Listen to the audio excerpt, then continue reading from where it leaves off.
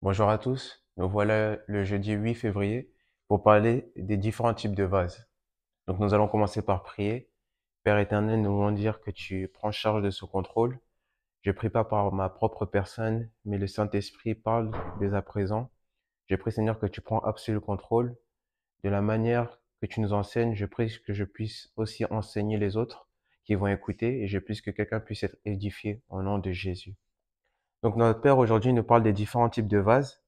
Donc nous allons prendre les versets de mémoire. Matthieu 13, 49. Il en sera de même à la fin du monde. Les anges viendront séparer les méchants d'avec les justes. Je répète, Matthieu 13, 49. Il en sera de même à la fin du monde. Les anges viendront séparer les méchants d'avec les justes. Aujourd'hui, dans notre lecture, notre Père nous parle de différents types de vases, les vases d'honneur et les vases de déshonneur. Nous voyons que le point en commun, c'est qu'ils sont tous des vases, mais il y en a qui servent d'honneur et il y en a qui servent de déshonneur. Et certainement, quand on parle de vase, c'est pas seulement ce qui est important, le contenant, mais le contenu à l'intérieur du vase. Donc nous allons voir comment notre Père nous enseigne à travers être un vase d'honneur et les vases de déshonneur.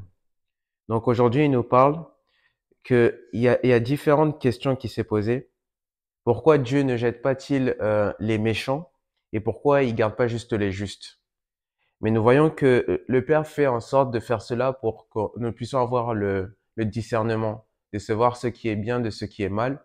Il nous enseigne à savoir ce qui sont les vrais pasteurs et les faux pasteurs. C'est avec en 1er Jean 4.1, il dit, vous allez tester les esprits. Aujourd'hui, il y a beaucoup de personnes qui se considèrent comme vraies, mais en fait, ils agissent sous l'esprit du diable. Et donc, c'est des démons, en fait. Et si nous savons que nous avons le discernement de savoir ce qui est bien de ce qui est mal, et aussi de savoir aussi prendre des décisions par rapport à cela, nous allons voir ce qui sont les vrais et les faux docteurs. Notre Père nous dit dans Matthieu 13, 24, 30, n'ont-ils de peur qu'en arrachant l'ivraie, vous ne déracinez en même temps le blé?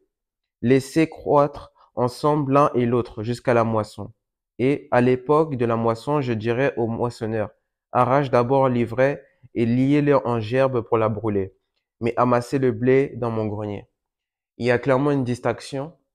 On voit que toutes choses poussent ensemble, mais à la fin, il y a une distinction entre ce qui est mauvais et ce qui est enlevé. Et nous voyons que notre Père nous enseigne à pas seulement savoir ce qui est mauvais, mais aussi prendre des décisions par rapport à cela. Il nous encourage non seulement à connaître c'est quoi sa volonté, mais aussi chercher cet esprit de discernement. Gloire à Dieu. Il dit, notre Père n'agit pas imprudemment. Tout ce qu'il fait est pour une raison. Il y a de faux pasteurs que certains chrétiens authentiques croient être des vrais. Et c'est même la parole dira que c'est possible de voir le diable comme un ange de lumière. Donc c'est possible de voir certaines choses comme si c'était des choses de Dieu alors que ce n'est pas des choses de Dieu. Donc, quand nous avons le discernement et l'esprit aussi de sagesse, nous pouvons savoir ce qui est vrai de ce qui est faux et de savoir ce qui est bon de ce qui est, et ce qui est mauvais. Et il dit, si notre Dieu détruit de tels pasteurs, sera pour affecter la foi de ceux qui les suivent. En tant que tel, l'ivraie aurait été arraché, mais le blé aurait malheureusement été arraché avec. Donc, nous voyons que si nous faisons, il y a un moment, il y aura un temps où il y aura une claire différence, ce sera distinct. On aura une claire différence entre ce qui est mauvais et ce qui est mal, et nous pouvons discerner ce qui seront les vrais vases d'honneur et ceux qui auront à agir pour le plaisir de Dieu. Gloire à Dieu. Il dit, si vous prétendez être chrétien, mais que vous déshonorez le Seigneur, vous ferez mieux de changer maintenant. Si une telle personne refuse de changer, ce n'est pas un problème. Le feu qui la consumera devient de plus en plus chaud chaque jour. Notre Père nous dit dans cette parole que nous pouvons, il y a beaucoup de façons dont on peut honorer notre Père, c'est en faisant sa volonté.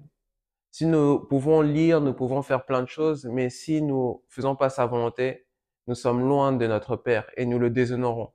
C'est-à-dire que nous n'avons pas aucune révérence envers lui. Et c'est pour ça que notre Père spirituel nous dit que nous devons honorer notre Père qui est dans les cieux, par nos louanges, par nos actions de grâce, par notre temps passé avec lui, par nos prières. C'est ce que Dieu cherche en nous.